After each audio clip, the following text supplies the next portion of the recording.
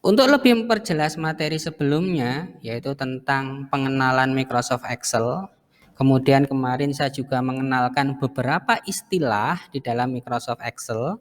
Ada workbook, ada worksheet, bagaimana worksheet itu settingannya, ya, membuat worksheet baru, menamai worksheet yang baru, memindahkan atau memposisikan worksheet yang baru.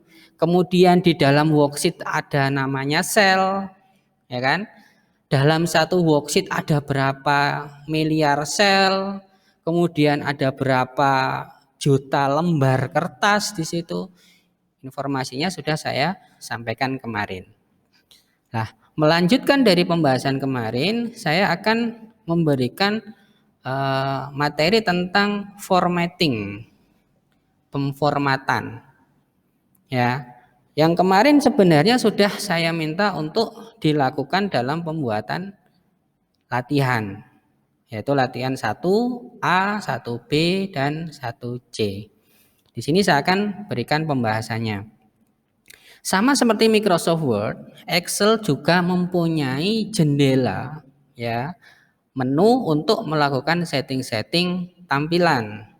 Ya, seperti warna tulisan, ukuran font, jenis font, perataan kanan, perataan kiri. Ya. Yang berbeda antara Word dengan Excel itu adalah bahwa Excel itu bermain sel. Ingat-ingat bahwa Microsoft Excel itu bermainnya adalah sel. Kalau Word itu bermainnya baris. Jadi kalau Anda membuka Microsoft Word itu pasti Anda akan diberikan kursor yang kedip-kedip. Dan pada saat Anda ngetik, ketikanya akan bergerak ke kanan sampai full paling kanan, marginnya di mana? Otomatis kalau Anda ngetik lagi dia turun. Berarti sebenarnya dia bermain baris-baris baris-baris. Tapi kalau Excel dia bermain sel-sel-sel. Artinya, misal seperti ini ya. Saya buka sebuah worksheet baru. Kemudian saya preview di sini. Saya preview. Kenapa saya preview? Saya ingin worksheet ini nanti menyinkronkan diri dengan apa? Dengan jendela printer. Ya, jadi pada saat saya mempreview worksheet, itu berarti saya ingin menyinkronkan jendela worksheet saya, sheet saya ini dengan printer. Yang akhirnya nanti memunculkan ukuran-ukuran seperti ini. Apa ini? Kemarin sudah saya sampaikan, ini adalah ukuran dari kertas, lembar kertas. Berarti ada banyak sekali lembar kertas di sini. Ingat ya, kalau Microsoft Word itu kan bermainnya gini. Jadi kalau kertas itu paling kiri di sini, paling kanan di sini. Kalau Microsoft Word kan berjalan dari kiri ke kanan, ngetik itu. Atau kalau kamu setting rata kanan, maka ngetiknya mulai dari kanan kemudian bergerak ke kiri. Atau rata tengah berarti bergerak kanan kiri. Ya kan? Kalau Excel enggak seperti itu. Pada saat Anda ngomong pengen ngetik dengan ukuran sekian, ini kan ukuran kertasnya paling kiri di sini, paling kanannya di sini ya. Terlihat ya ada titik-titik ini pembatas kertas. Maka Anda bisa bermain dengan banyak sel atau bahkan bisa bermain dengan satu sel. Contoh misalkan A ini saya lebarkan seukuran kertas. Ya A ini jadi satu lembar nantinya. Sel A saja ini bisa jadi satu lembar. Yang awalnya seperti ini kan, yang awalnya satu lembar itu disusun dari A, B, C, D sampai I, ada 9 kolom. Ya, kalau saya pengen gunakan ini tetap gunakan ini ya enggak apa-apa. Atau saya tetap pengen gunakan seperti Word Pak. Satu lembarnya adalah satu sel seperti ini. Jadi saya ngetik di sini batas kanannya ya A ini saja. Itu bisa.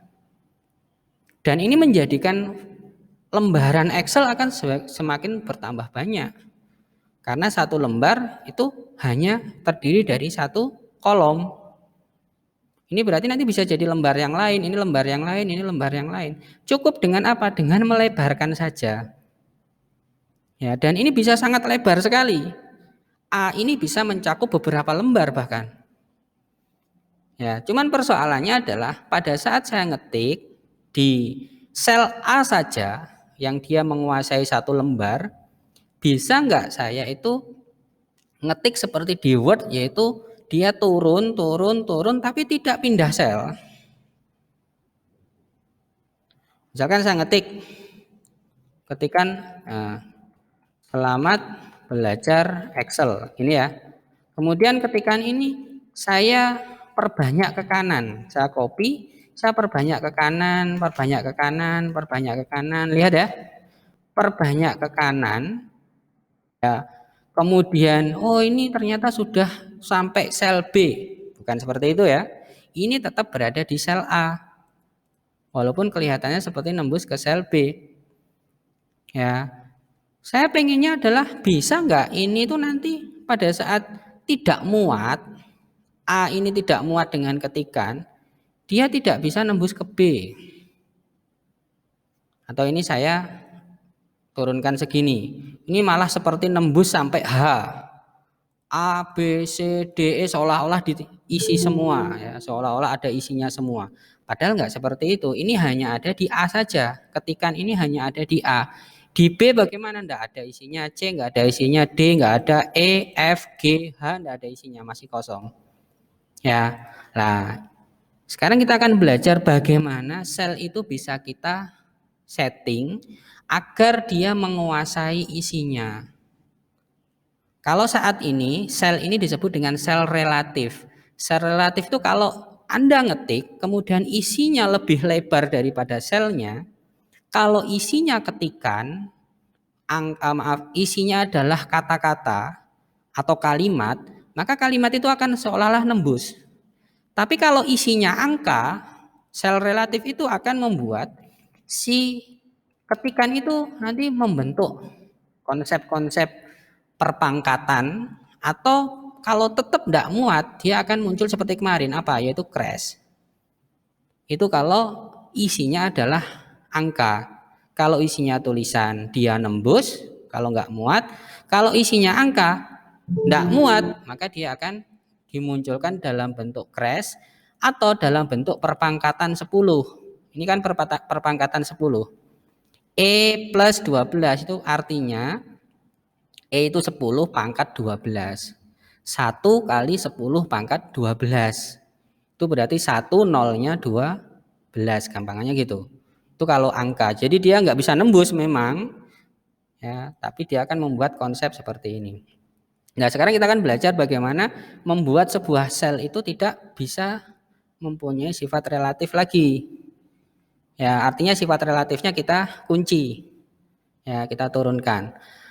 Nah, caranya adalah dengan kita melakukan format. Format itu bisa dibuka dengan klik kanan, pilih format cell. Ya, di sini bisa dengan cara seperti ini, maka akan muncul jendela format cell namanya. Ingat ya, yang saya format, yang saya tunjuk adalah sel A1. Kenapa? Karena A1 ini yang ada ketikannya tadi. Saya tidak perlu nunjuk ke sel-sel yang lain. Kemudian di sini kita masuk ke pemformatan teks, itu ada di alignment. Nah, di alignment ini apa yang bisa kita lakukan pemformatannya? Contoh untuk memformat perataan. Rata general itu berarti umum, rata kiri atau rata tengah atau rata kanan atau rata kanan kiri, justify atau memenuhi sel. Nah, ini perataan yang sifatnya horizontal sama dengan yang ada di atas ini. Kemudian ada juga perataan vertikal. Jadi kalau sel itu posisinya sedikit lebar, maka bisa kita atur dengan rata atas, rata tengah, middle, atau rata bawah. Ini namanya perataan vertikal. Ini pun bisa kita lakukan dengan format sel tadi. Lewat mana? Lewat vertikal ini. Text alignment vertikal. Ya. Nah, yang pengen saya tunjukkan ke kalian itu namanya text control. Ada istilah namanya wrap text. Ini kalau Anda centang, wrap text ini Anda centang, kemudian Anda oke, perhatikan. Ketikan itu tidak akan bisa nembus selnya. Nah, ini yang nanti bisa kita sifati seperti Microsoft Word. Maksudnya gimana Pak? Misalkan ini saya lebarkan selebar margin sampai sini, maka ketikannya akan berada di sini semuanya. Kan ini mirip dengan Microsoft Word, tidak bisa nembus ke sana. Dan kalau ini saya tinggikan, ukuran sel A1 ini saya tinggikan, kemudian ini saya buat rata atas, berarti kan nanti saya bisa ngetik dalam sel A1, ingat-ingat, saya tidak pindah kemana-mana. A1 itu hasilnya nanti sama seperti kita ngetik di Microsoft Word.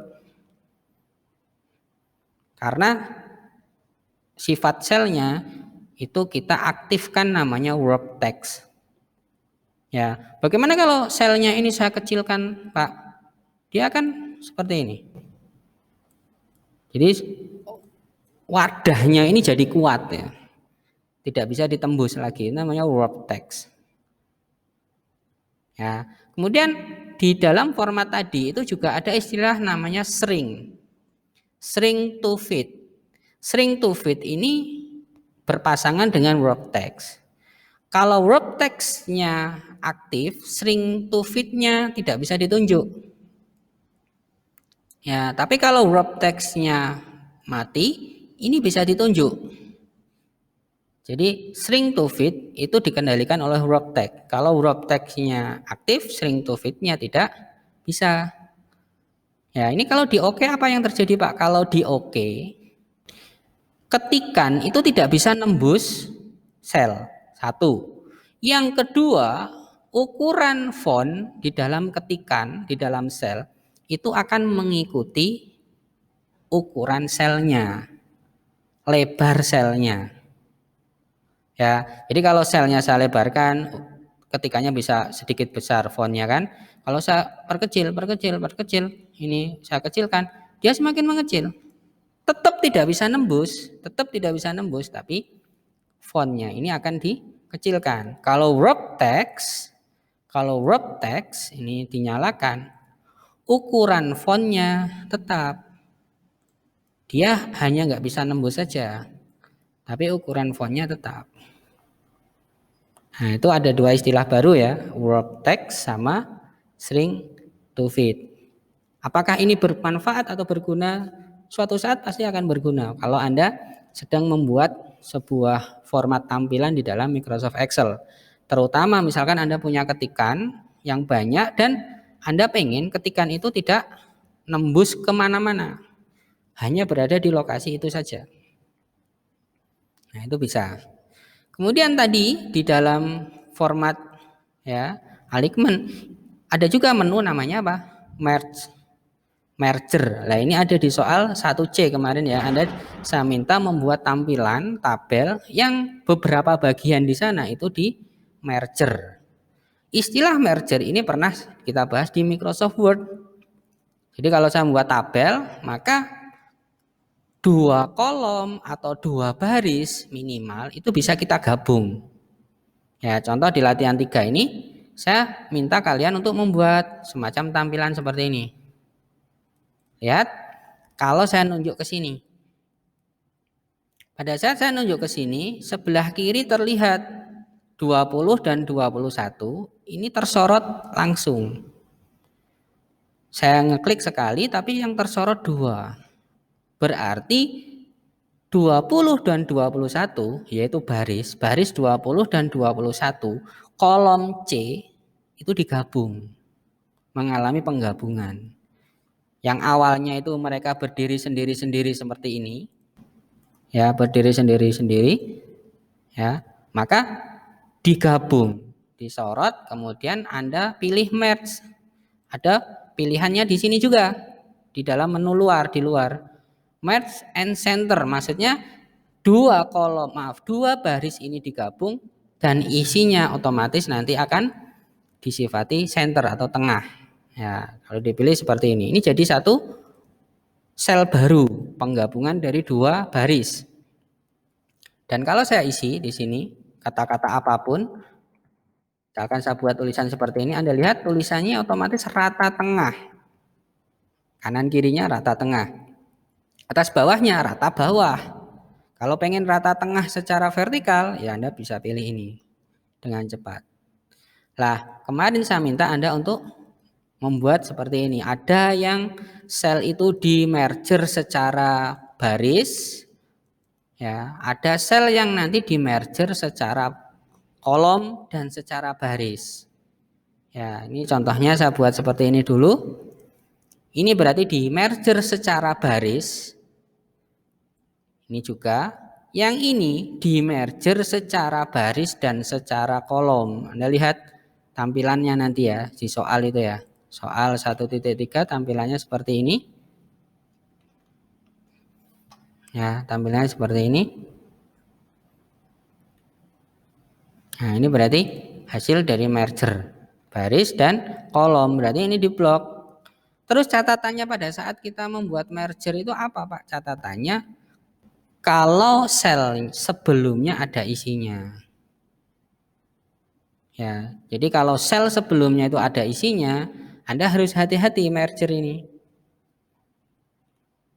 Kenapa? Karena isi yang lama otomatis akan dibuang atau dihapus. Contoh, misalkan saya punya angka 1, 2, 3, 4, 5. Saya sudah punya 5 angka. Saya susun secara vertikal, berarti ini baris. Kemudian tiba-tiba saya blok, saya merger.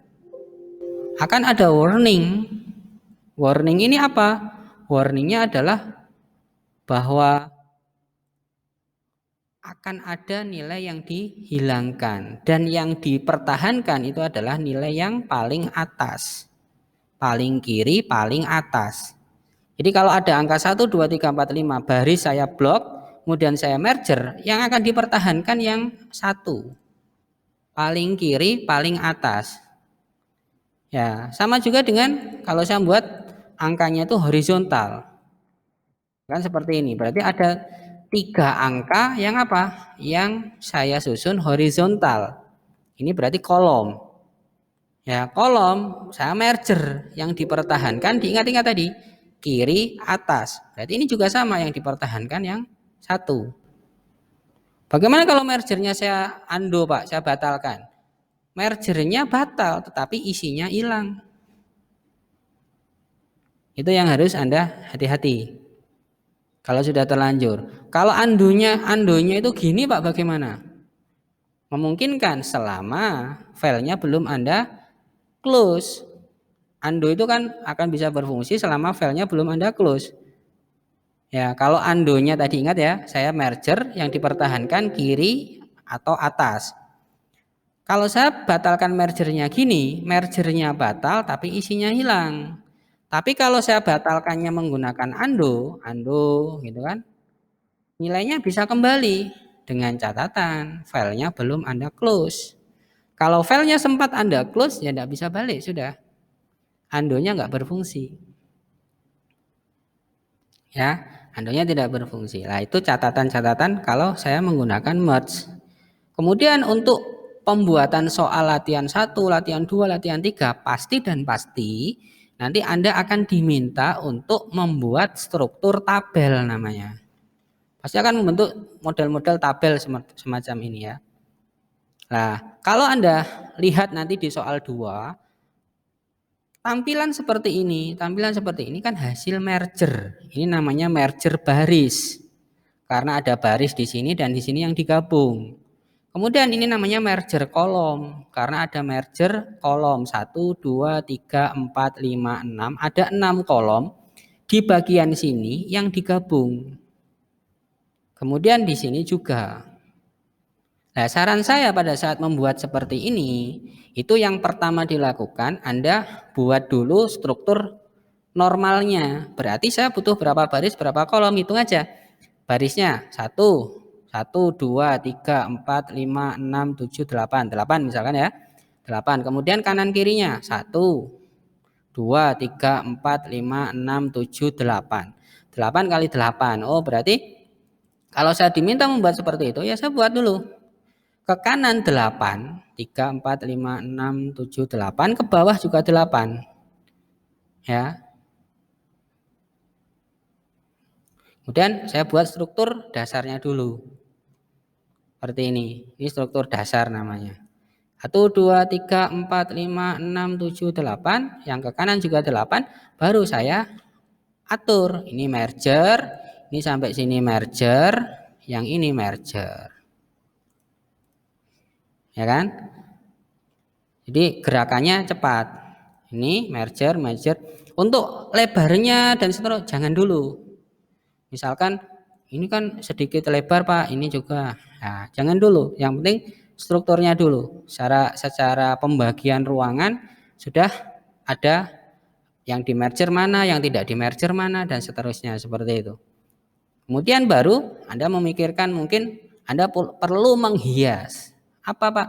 Menghias mungkin garisnya agak ditebalkan dan seterusnya gitu. Nah, itu Anda setting dulu bersama-sama bisa, atau sebagian-sebagian juga bisa. Lewat mana? Bisa lewat klik kanan format cell. Jadi Anda blok dulu format cell. Di sini pun ada settingan tentang border.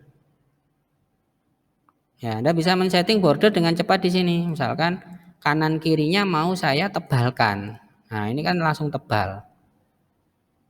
Urusan yang tengah bagaimana? Urusan yang tengah Anda bisa juga lewat sini atau lewat satu persatu. Yang tengah mau ditebalkan juga, tebalkan. Kalau Anda lakukan seperti ini berarti untuk semua garis vertikal yang ada di tengah, semuanya. Nah, lihat semuanya akan langsung tebal. Ya kan? Yang bagian sini yang mau ditebalkan hanya ini sampai sini. Bagaimana Pak?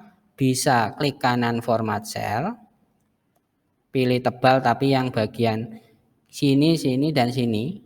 Kotak ini, karena yang disorot kan kotak ya. Oke.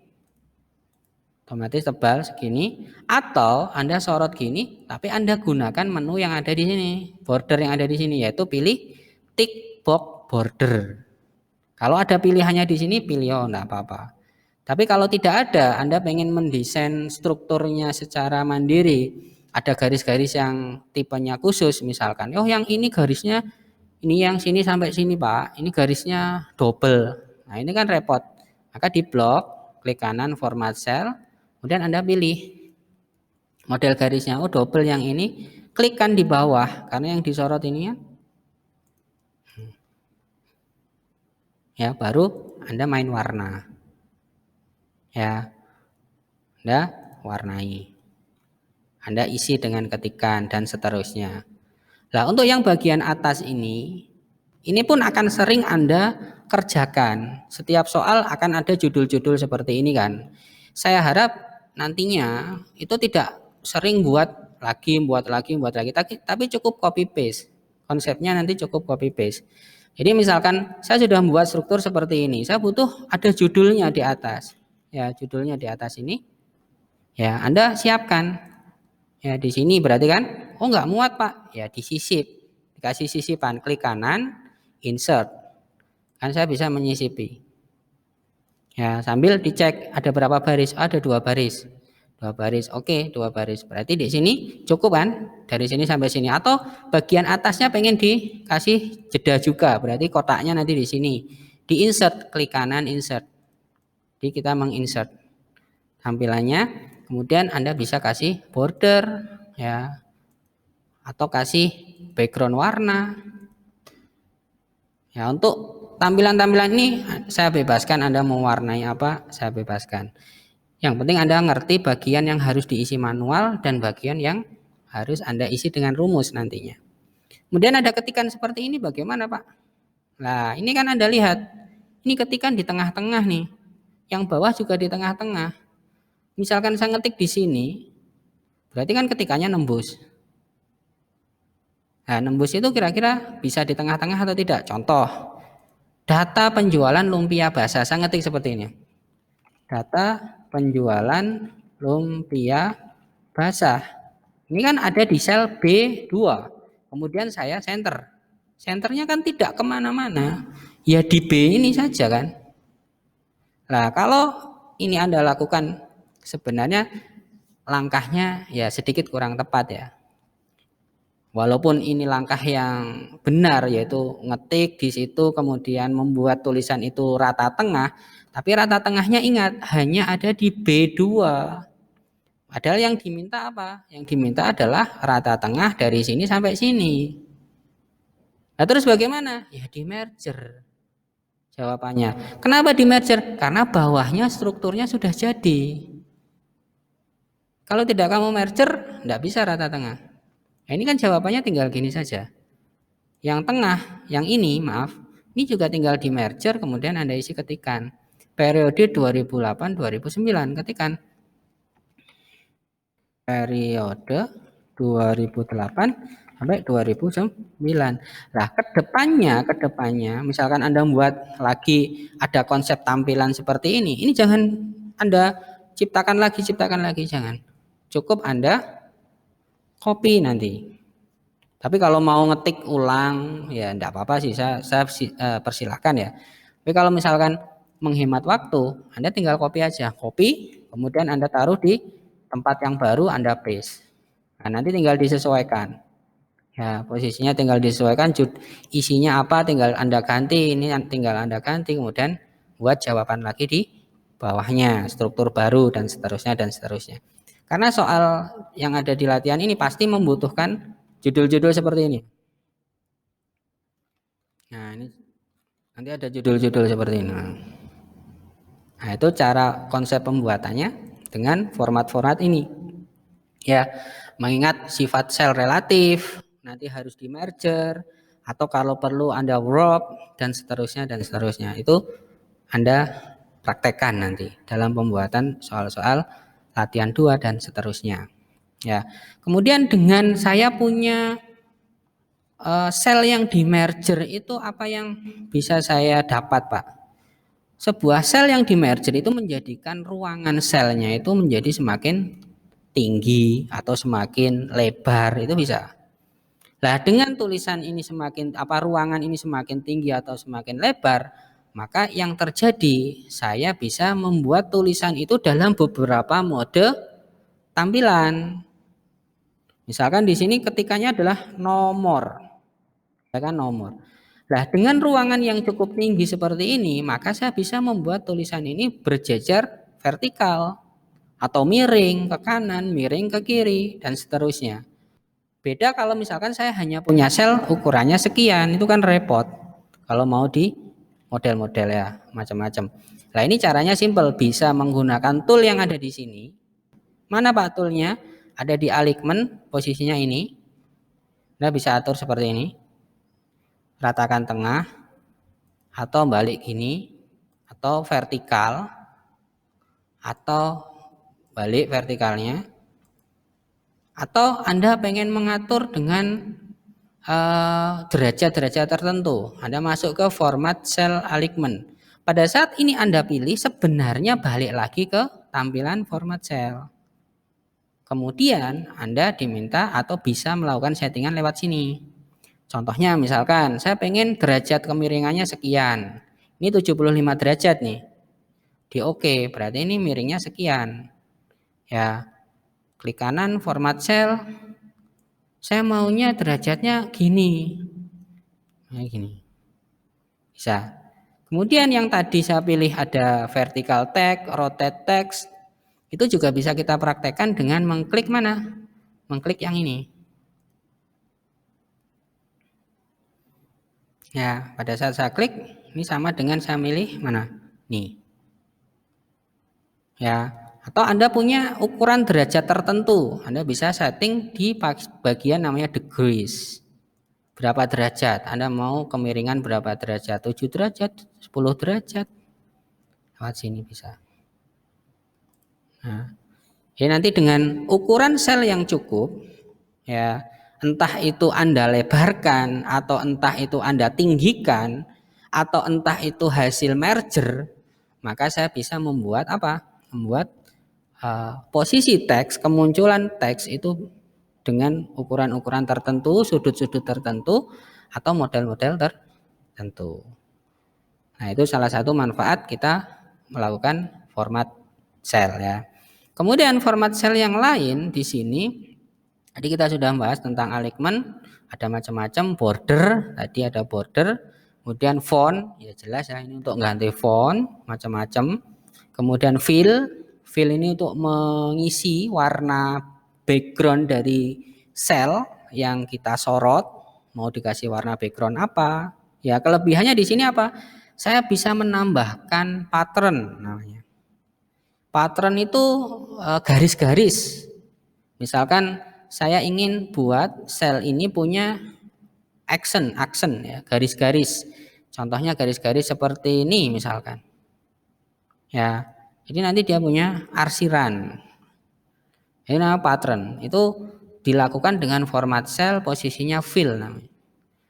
Pattern ini pun bisa Anda warnai. Mau diwarnai apa? Si arsiran tadi. Ya, cukup kelihatan atau tidak, tapi ini sebenarnya adalah arsiran. Ya, arsiran dari format sel tadi. Model-model yang lain boleh, Anda modelkan seperti ini juga boleh. Nah, arsiran, ini nama pattern. Itu bisa Anda munculkan dengan format sel ini. Kemudian ada fill effect. Fill effect itu kalau Anda pengen membuat gradasi, warna fill gradasi. Ya, ini saya harap juga sudah bukan suatu yang sulit atau membingungkan, karena di materi PowerPoint dan sebagainya kemarin juga sudah dibahas ya bagaimana membuat mode-mode gradasi, misalnya seperti ini. Dan mode ini nanti akan banyak dipakai pada saat kita membahas tentang chart atau grafik. Ini nanti kalian bisa menghias tampilan-tampilan dari laporan atau data tertentu gitu. Jadi tidak monoton ya, garis-garis gitu tok jangan. Mungkin bisa Anda warnai atau Anda kasih tampilan tertentu ya biar tidak membosankan, maksudnya gitu. Kemudian yang latihan 1B kemarin sudah saya singgung sedikit, format ya, format itu juga berlaku untuk angka, data jam, data tanggal. Angka itu ngetik jangan aneh-aneh di Excel. Jadi kalau ngomong di Excel, ngetik angka walaupun nanti perlu pembatas ribuan dan sebagainya, itu jangan Anda ketik dari awal. Misalkan Anda ngetik 1000.000, titiknya itu Anda ketik sekalian, itu membuang-buang waktu sebenarnya. Apalagi kalau datanya banyak. Jadi kalau Anda ngetik ada unsur ribuannya, puluhan ribu, ratusan ribu, ya harus diketik angka standar saja. Setelah jadi, baru Anda sorot semuanya dan Anda berikan apa? Format. Namanya format number. Macam-macam ya jenisnya ya, format number itu. Ada number, ada currency, ada accounting, ada percentage. Ya, jadi contohnya ini belum ada pembatas ribuannya, bagaimana disorot langsung klik yang ada di sini bisa.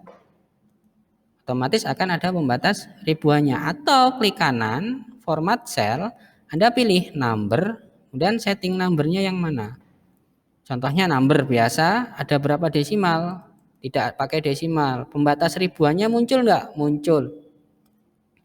Otomatis akan muncul sendiri. Ya, jadi ngetik angka, diingat-ingat kalau di Excel wis ngetik biasa saja. Nanti berlanjut di materi akses pun sama. Kalau ngetik angka ribuan dan sebagainya tidak perlu ada pembatas-pembatas. Wis langsung 1200 ya 1200, 5500 ya 500. Tampilannya biar bagus, itu efek format. Itu yang perlu saya ingatkan. Kemudian memformat angka itu jangan satu-satu, tapi rombongan. Jadi setelah angkanya Anda punya, baru Anda format. Caranya dengan diblok seperti ini. Jangan satu diformat, satu diformat. Kecuali memang formatnya beda-beda. Antara ini dan ini beda misalkan. Dengan bawahnya beda, maka tidak bisa. Tapi kalau sama, disetting atau diminta sama, ya langsung diblok.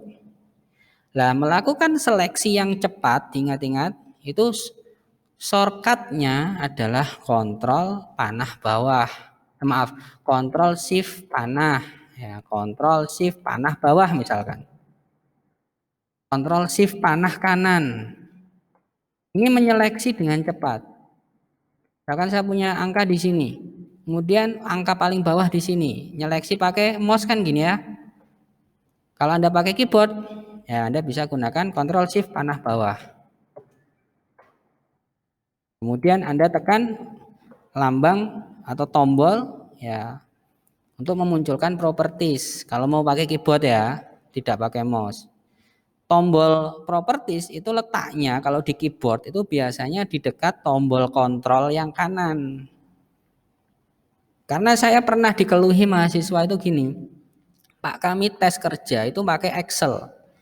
Saat sampai sana kami itu disodori komputer, Pak. Disodori komputer sudah menyala, Excelnya sudah nyala, ada datanya, Pak. Tetapi tidak boleh pakai mouse, Pak. Gitu. Itu yang aneh-aneh. Saya pernah diceritai mahasiswa saya tes kerja seperti itu. Jadi yang diminta oleh bagian testernya itu adalah kerjakan soal Excel ini, tapi tidak boleh pakai mouse nyorot-nyorotnya.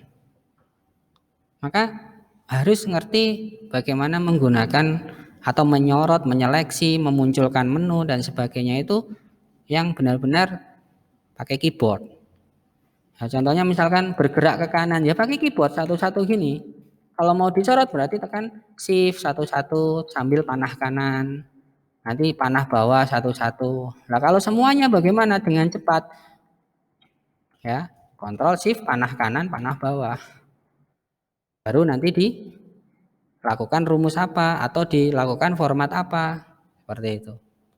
Ya, termasuk yang di atas ini, menu-menu yang ada di atas ini itu bisa Anda aktifkan dengan menekan apa? Semua Office itu Anda bisa aktifkan menunya dengan menekan tombol ALT. Pada saat Anda tekan tombol ALT, ini kan ada kodenya. Misalkan saya mau ke insert, ya ALTN berarti. Mau ke page layout berarti ALTP.